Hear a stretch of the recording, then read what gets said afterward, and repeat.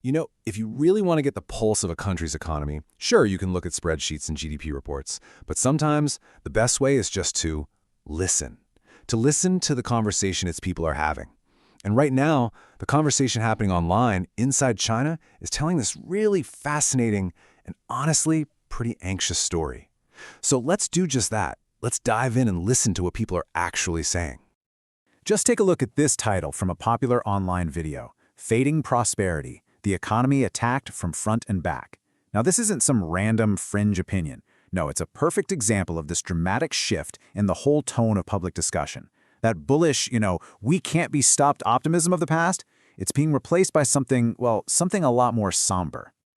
So, for this explainer, we're going to push aside all the official reports for a minute. Instead, we're going to explore the key themes, the raw anxieties, and the urgent questions that are popping up from within China itself. We're looking at this through the titles and topics of their own online discussions. We're basically tuning in to the new mood. All right, first up, let's get a real feel for this overarching theme. It's a mix of pessimism and urgency that pretty much colors this entire discussion. And it's not a small thing. It's a really foundational shift in how people are seeing things. For years, for what felt like forever really, the story was always one of inevitable, just unstoppable growth. But that's changed. Now, the titles you see online are asking if the country is facing problems that aren't just huge, but are actually extremely dangerous. The whole narrative is flipped. It's gone from, when are we going to be number one, to, are we even stable? That's a huge shift. And at the absolute epicenter of all this anxiety, the property market. This is ground zero. It's the most visible, the most widely discussed source of all this economic pain. We hear pundits everywhere talk about a hard landing for the property market. But what does that actually mean for the people living through it? Well, the online discussion in China is trying to put a number on that pain. And let me tell you, the figures they're throwing around they're just staggering. Okay, so get this. One popular video title claims that 16 trillion yuan has just evaporated from the real estate market. 16 trillion. That's over $2 trillion gone in just the last 4 years. I mean, just try to imagine the impact of that kind of wealth just vanishing into thin air. But hold on, it gets even bigger. Another analysis puts the total evaporation of wealth at a truly mind-boggling 120 trillion yuan. And here's what really shows you the depth of the concern. The title of that video doesn't just call it a market adjustment. No, it frames it as a planned asset elimination, like a controlled demolition. That's a whole different level of worry. So here's the bottom line. The very engine that powered China's incredible growth for decades is now being called an economic discard. That says it all, right? The feeling is crystal clear. Real estate can't be trusted to build fortunes anymore. A lot of people now fear it only destroys them. Now, it's not just about the massive hole left by the property market.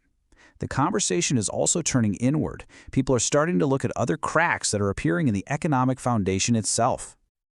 Okay, I have to say, I find this term fascinating. Warlord economy.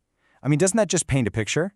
It's being used to describe how China's own provinces are fiercely competing with each other, putting up barriers, protecting their own turf. And this is seen as a huge obstacle to creating that unified grand market that Beijing is pushing for. It's like internal friction, slowing the whole machine down from the inside. And believe me, the debate goes way deeper than just policy. It's touching on these issues that reveal a real growing unease.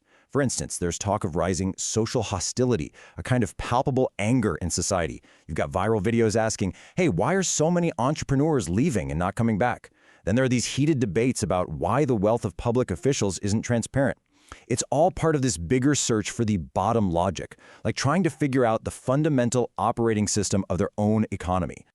So all this internal turmoil is happening, while at the same time, China is facing a world that feels more and more hostile. And that brings us right to our next big theme, these external pressures. So the big question is, who's to blame?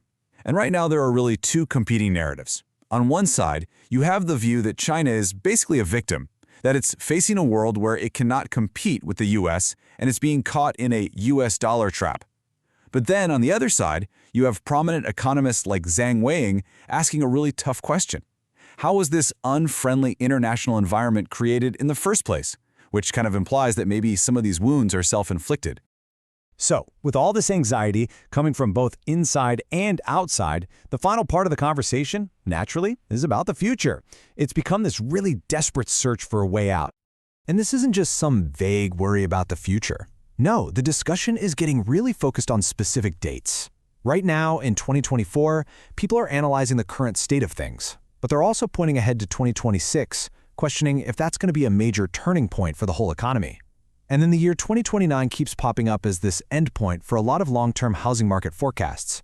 You get this sense that the future is closing in fast, and that the window for action is getting smaller and smaller. And that brings us to the final and maybe the most crucial point of all. This title, and it's taken directly from a popular video, it just strips away all the complex analysis and gets right to the heart of it. After all the talk about warlord economies and asset elimination and geopolitical traps, it all just boils down to this one very simple, very human question. For ordinary people, what is the way out? And right now, for the millions of people asking that question, the answer is still nowhere in sight.